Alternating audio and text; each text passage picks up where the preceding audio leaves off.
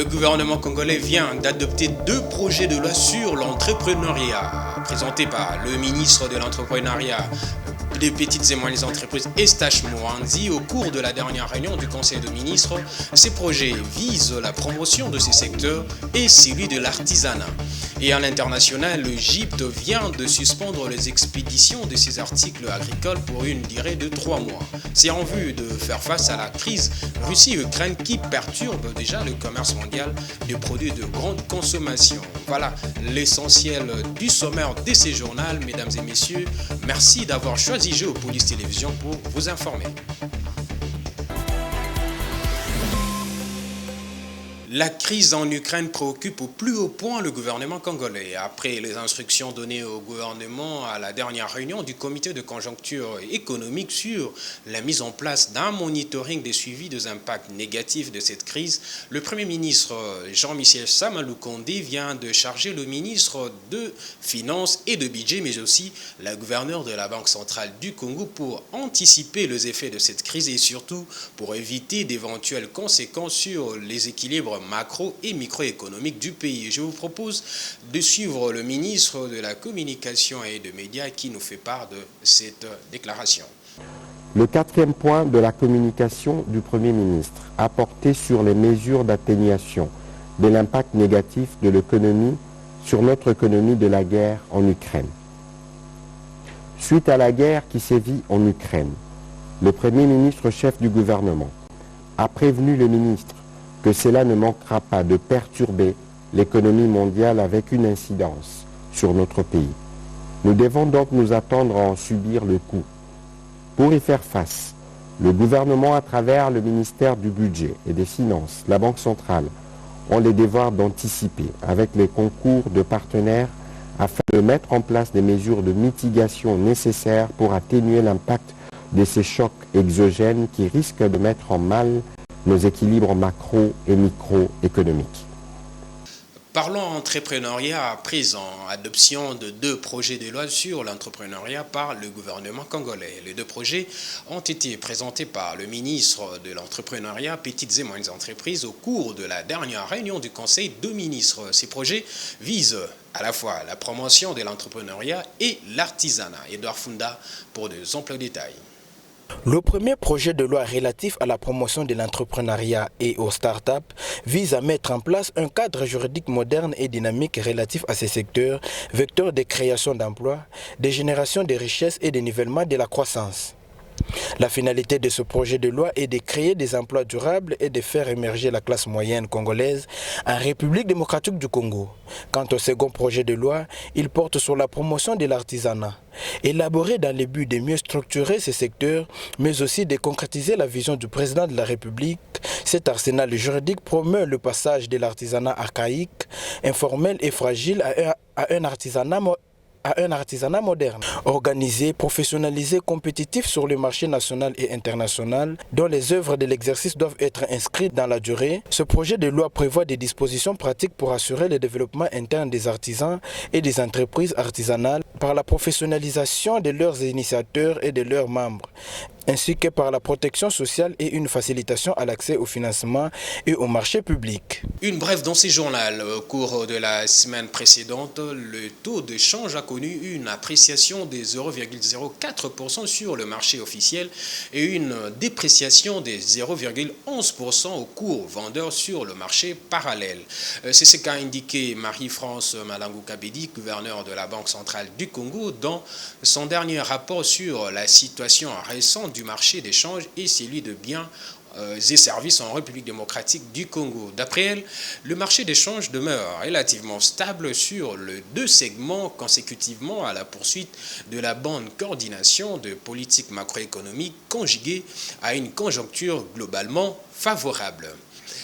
Rendons-nous dans la province du Haut-Katanga. Pour fluidifier la circulation dans cette province, plusieurs projets de construction et de réhabilitation de routes sont initiés par le gouvernement provincial. Pour ce faire, le gouverneur de la province du Haut-Katanga a effectué une visite d'inspection de quelques chantiers où les travaux sont en cours d'exécution. Suivez ces reportages.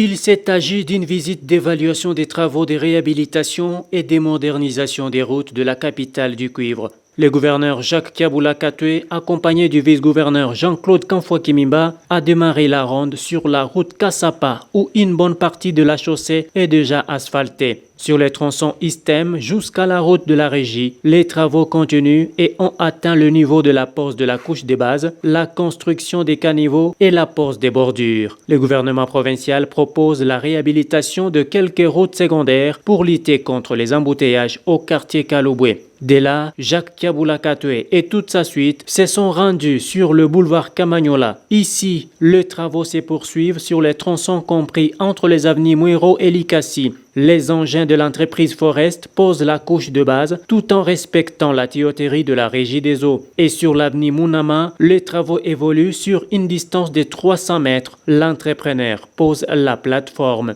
Un autre chantier qui a intéressé l'autorité provinciale, c'est le boulevard Katouba, où l'on pose la couche des fondations. Jacques Kiaboula Katoué s'est également imprégné de l'état de plusieurs autres avenues, dont Circulaire et Babemba à Kamalondo et l'avenue Circulaire à la Kenya, pour déboucher par la Katouba sur l'avenue Upemba. Cette dernière menace de se couper en deux à cause des érosions. Partout où il est passé, le gouverneur, avec à ses côtés les vice-gouverneurs, a été encouragé par la population qui s'identifie dans son action.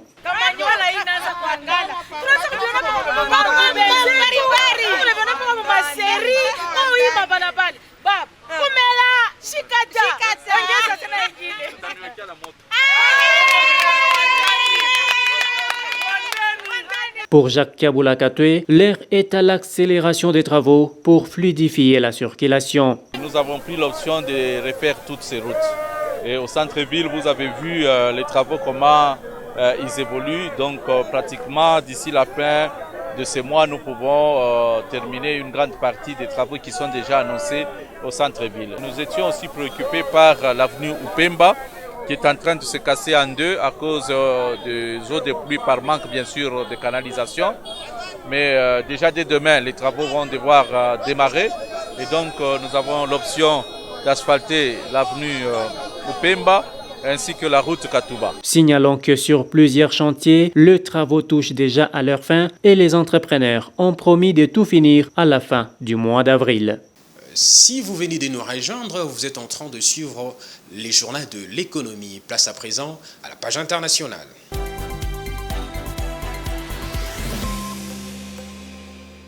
De mars 2021 à février 2022, la Tanzanie a obtenu des investissements d'un montant de 8,1 milliard de dollars américains pour 294 projets. Selon le gouvernement de ces pays, ces engagements économiques devraient conduire à la création de 62 301 emplois. Depuis l'arrivée au pouvoir de la présidente Samia Suluhu Hassan, la Tanzanie a réformé la législation des incitations à l'investissement. Suivi nos confrères d'Africa 24.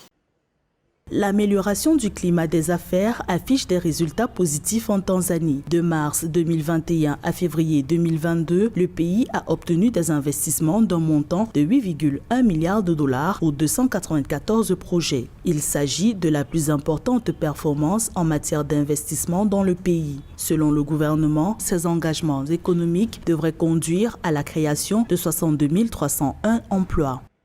Entre John Pombe Magufuli et le nouveau président, il y a une grosse différence de style de commandement et bien sûr d'attitude vis-à-vis de l'étranger. Alors que Magufuli se battait pour construire une nation tanzanienne centrée sur elle-même, aujourd'hui la nouvelle présidente essaie d'ouvrir le pays.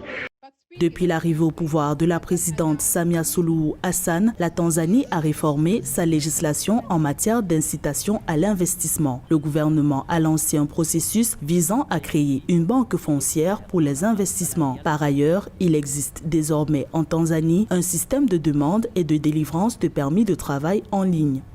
Il faut laisser le temps à la nouvelle présidente pour être en mesure de vérifier si oui ou non ces nouvelles approches donnent des résultats comme on les attendrait. Et en ce moment-là, il serait possible de comparer ce qui est comparable. La Tanzanie mise sur ses atouts pour attirer davantage d'investisseurs. Le pays dispose d'un gisement d'1,5 milliard de mètres cubes d'hélium, construit le port de Bagamoyo à 11 milliards de dollars et la route de 34 km entre Bagamoyo et Mlandizi, reliant le port au réseau ferroviaire interne de la Tanzanie. Quittons l'Afrique de l'Est pour l'Afrique du Nord. Avec le conflit entre la Russie et l'Ukraine, le commerce international des nombreux produits de grande consommation est perturbé. Face à cette situation qui a déjà conduit à une hausse de prix alimentaires mondiaux, certains pays prennent des mesures de protection de leurs marchés intérieurs. C'est le cas de l'Égypte où le ministère du Commerce a annoncé le week-end dernier une interdiction des expéditions de plusieurs articles agricoles de base durant le 3 mois. Suivez Blandine Bampala pour plus de détails.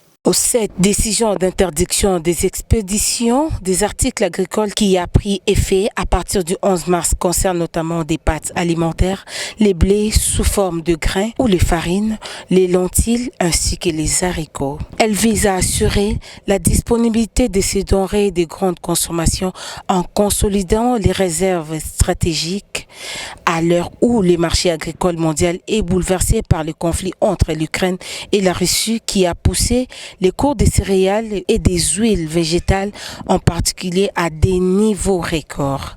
Le pays des pharaons est notamment affecté par les flambées de prix mondiaux du blé, céréales, dont il représente le principal importateur global. Pour faire face à cette situation, le gouvernement a relevé son objectif d'achat de la céréale auprès des exploitants locaux à 5,5 millions de tonnes du 15 avril au 15 juillet prochain contre 4 millions de tonnes prévues précédemment. Il faut noter que cette mesure intervient dans un contexte où les prix des denrées alimentaires ont augmenté de 17,6% durant le mois de février, poussant l'inflation dans les pays à son plus haut depuis juin 2019. Avec cette prohibition commerciale, l'Égypte rejoint notamment le Bénin, la Côte d'Ivoire et le Mali qui ont aussi pris ces derniers mois des dispositions pour limiter les sorties de leur territoire de plusieurs produits agricoles.